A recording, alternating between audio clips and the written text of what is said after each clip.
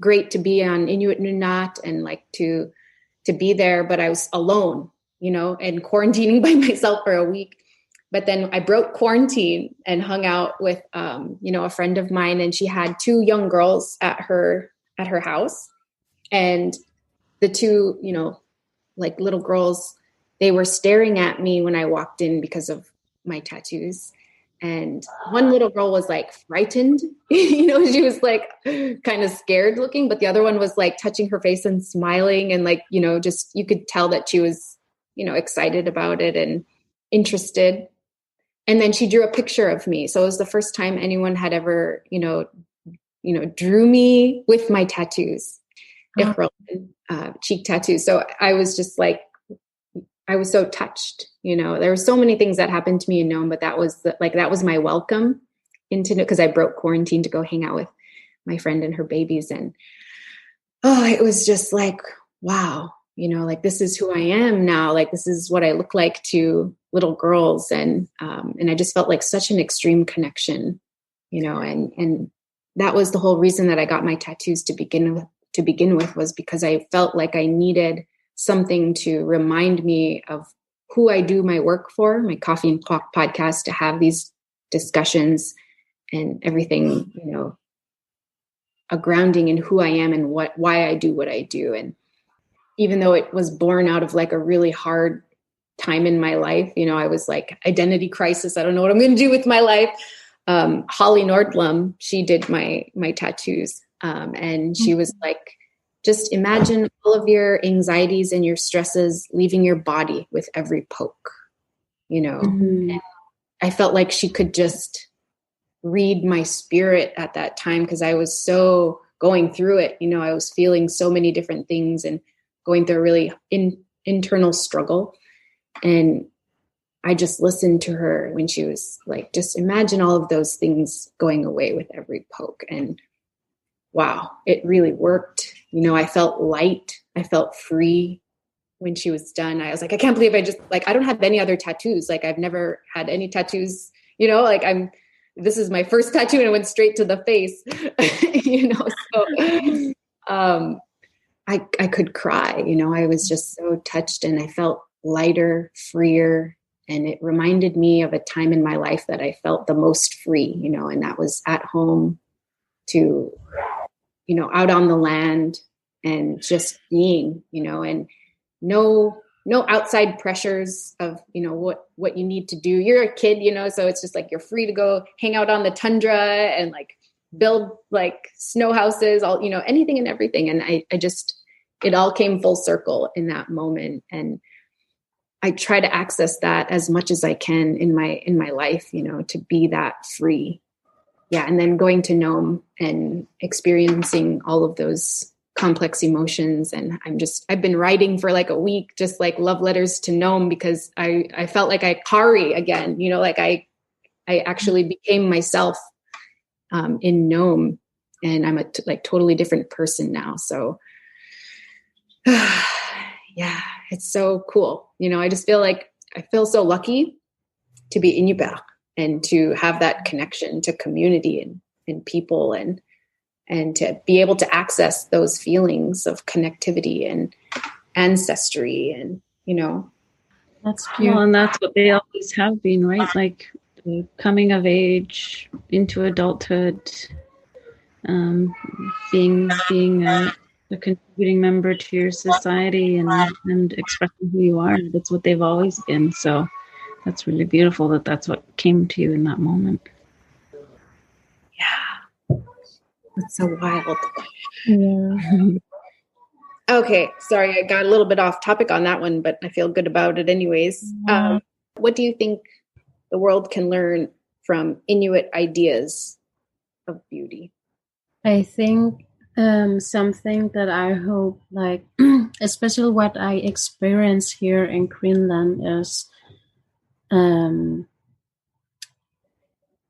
give up some free space for others too. Like, there's not only one beauty standard, and you don't have to suppress your own opinions and standards upon a group of people.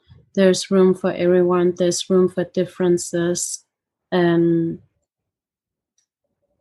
I just hope, I mean, that's just what I experience here in Greenland while our markings are getting more normalized. It's more like back off a little. I mean, give us some space. We are allowed to be here too. We are allowed to celebrate our culture and cultural beauty standards too. There's not only one. I haven't thought about that question too much. So it's an interesting one to get. I haven't really thought about. I mean, the whole point of researching them and getting them was about what we think of our own sense of beauty, right? But I guess it raises the question to me of I hope it just opens people's eyes to the fact that we're not just failing at meeting Western beauty standards, where we actually just have different ones. And I hope that opens people's eyes that, sometimes when you grow up in a place where you're the dominant culture and the majority of the people, it doesn't even occur to you that there are a different set of standards, and that we're not trying to necessarily be like them. So I hope that our markings are kind of in your face in a good and gentle way, that an indicator that, oh, well, they're, I don't have to try to worry about trying to make them like me, because they don't actually want to be like me, and that's okay, So I guess that's something. And I also hope it inspires other people to look into their own heritage, because whiteness isn't a culture. It's been used as a weapon, but it's not actually a culture. And all the white people in North America and Europe, they come from places that had rich cultures and rich heritage, and in many cases their own strong tattoo traditions. So I hope it just makes people think about who they are and where they come from, and because that affects all of us and our biases and the way we look at things. So I guess I hope it just makes them think more about that kind of stuff. So I think that we're nearing the end of our time here. We might be a little bit over, but I wanted to close with one more question for both of you, and it's what advice would you give to your 15-year-old self in regards to beauty? My 15-year-old was a mess. I don't know where to begin. I mean, I think I would tell her that she doesn't have to reflect herself from people, that like try to reflect yourself in people from your own community, and don't like that standard you want to reach is not universal. It's not what is standard all over the world, and there's nothing. I get why you're so angry, but you have to connect with yourself and connect with your surroundings, and like that's where you will find your ground, your place, and you will start calming down. It's a really tough question. I mean, it sounds super cheesy, but it's just basically to be yourself.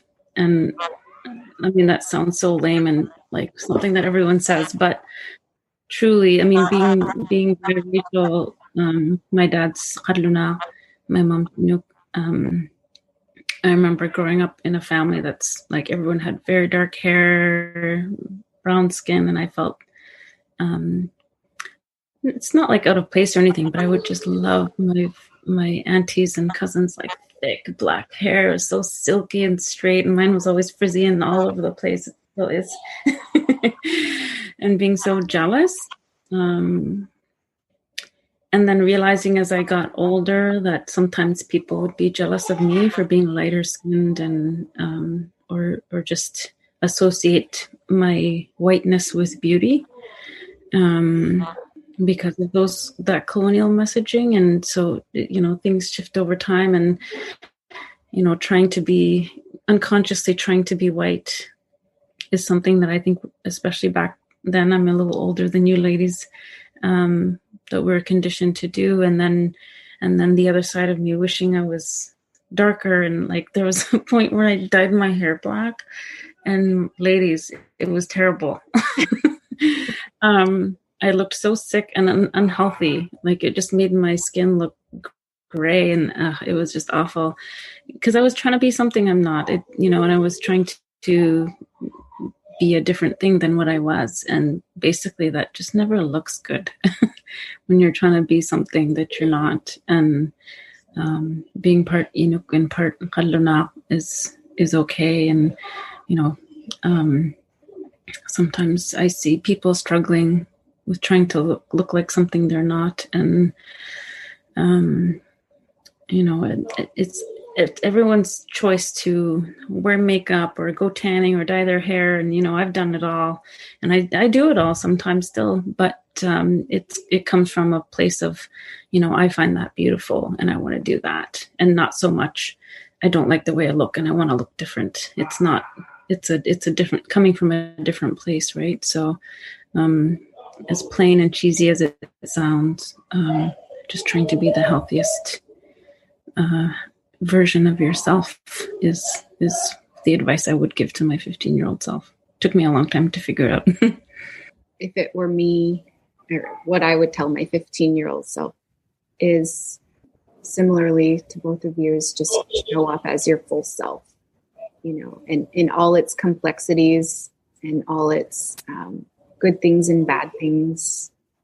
Just show up as yourself. There's beauty in that, and those kinds of things radiate from the inside. And I know it sounds so cheesy. We're this is a cheesy conversation, I think, but it makes a difference, to just be proud of who you are and where you come from, and just it comes out of your body in positive ways when you embrace those things.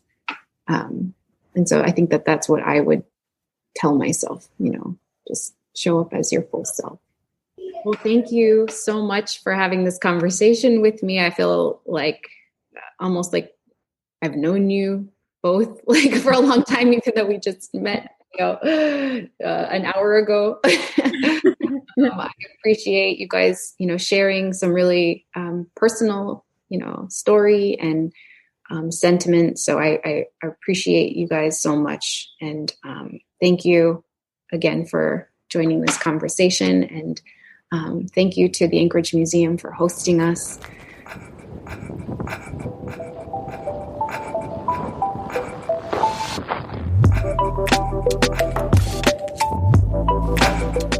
Yay! Paninnguaq, thank you again to our panel speakers, Paninnguaq Lind-Jensen and Alethea Arnaquq-Baril. Definitely check out the Pass the Brush Challenge Inuit style created by Paninnguaq, and check out Alethea's long list of amazing films like Angry Inuit, Tunit, and The Grizzlies. Embracing your identity and heritage is beautiful in any culture. It was so cool to connect across the circumpolar north, from Nuuk, Greenland, to Inuit, Canada, to Alaska. We hope you enjoyed listening to this conversation, and if you're in Anchorage, the Extra Tough Women's exhibit is open to the public at the Anchorage Museum. I'll be checking it out soon, safely of course. The coffee for this episode was provided by Kapitiaq, an Inuit-owned and operated business dedicated to supporting the survival and revival of Inuit culture. Each year, 75% of Kapitiaq's profit is used to create programs promoting Inuit culture, language, and knowledge. Kapitiaq means good coffee in Inuinnaqtun. The introduction music for this episode was created by Jesse Darling. Thanks, Jesse. I'm Alice Paninnguaq Lind for Coffee and Quack, over and out. Sip on this, chew on that, Tevra.